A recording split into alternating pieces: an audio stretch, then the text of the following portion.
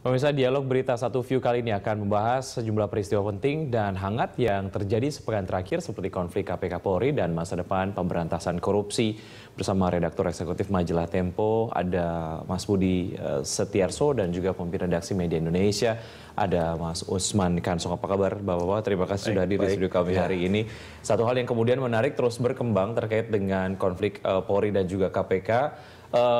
PLT dari masing-masing pihak kemarin bertemu gitu ya, bahkan media dan juga termasuk Berita Satu memberikan line bahwa ini adalah rujuk KPK dan juga Kapolri.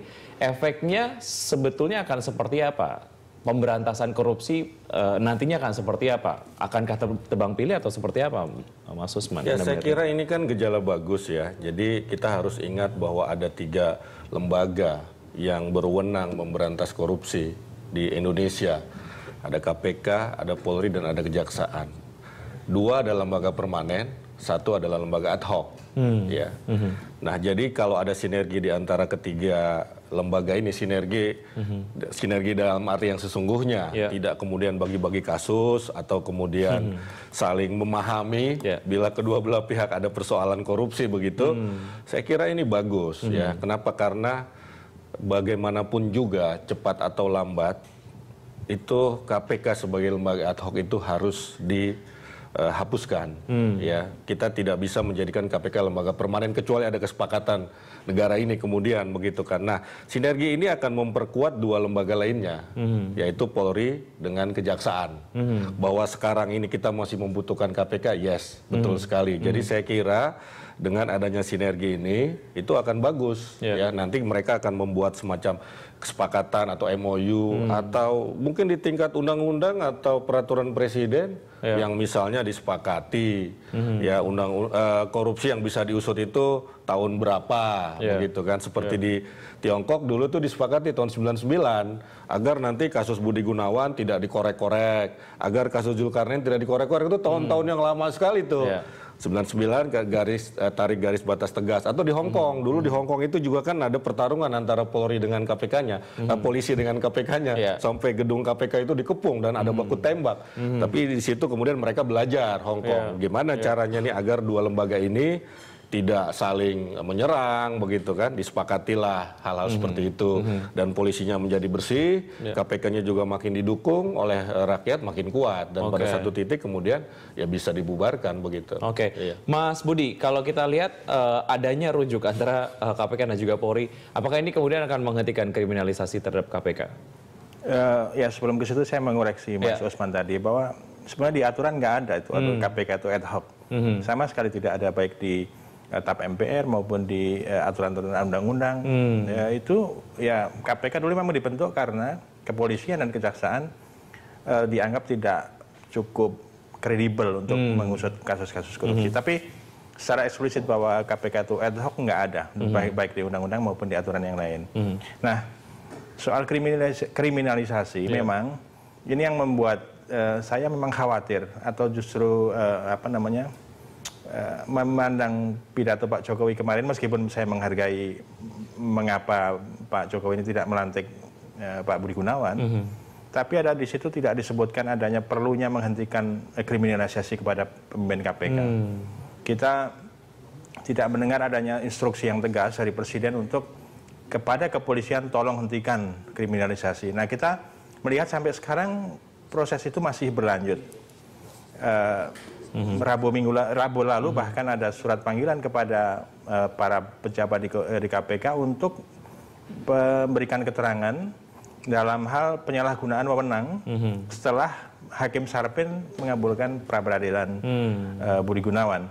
Jadi para pejabat KPK yang menjalankan tugas untuk menyelidiki kasus kasus Budi Gunawan yang waktu itu juga memang mereka masih belum ada keputusan apapun dari manapun, dianggap menyalahgunakan wewenang, itu kan satu hal yang menurut saya juga tidak tepat ya. Mereka dipanggil. Lalu ada juga teror-teror kepada pejabat KPK. Ada kasus-kasus lama yang diungkit-ungkit kembali. Dan kemarin tidak ada sama sekali pernyataan yang tegas tentang itu ketika Pak Badrodin Haiti ketemu dengan pelaksana tugas Ketua KPK Taufikur Rahman Ruki.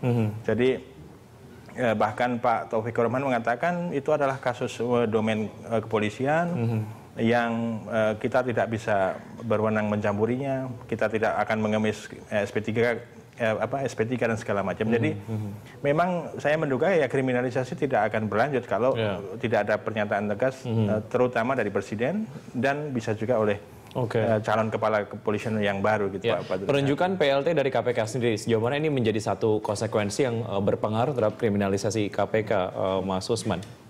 Iya, saya kira kan kita juga harus fair.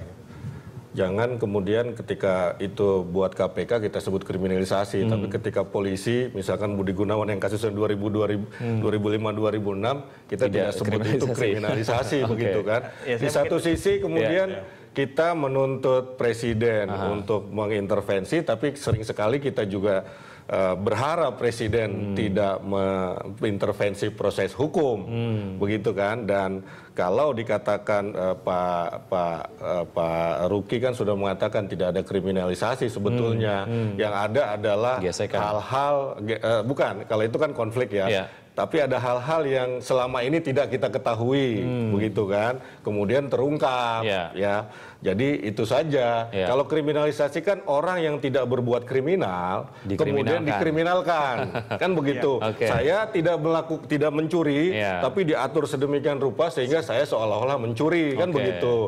Nah kalau itu nanti kan akan dibuktikan di pengadilan, Saya kira kan akan lebih terhormat kalau misalnya proses seseorang dinyatakan tidak bersalah itu melalui proses pengadilan, bukan melalui deponering. Karena apapun ceritanya secara hukum dia tetap tersangka loh, cuma diampuni begitu. Tapi ketika melalui proses pengadilan, pengadilan menyatakan kamu tidak bersalah, maka bersihlah dia sesungguhnya begitu. Kalau mau lihat dari sisi hukum, gitu kan. Apakah ada kriminalisasi atau tidak? Kita bisa runut dari prosesnya.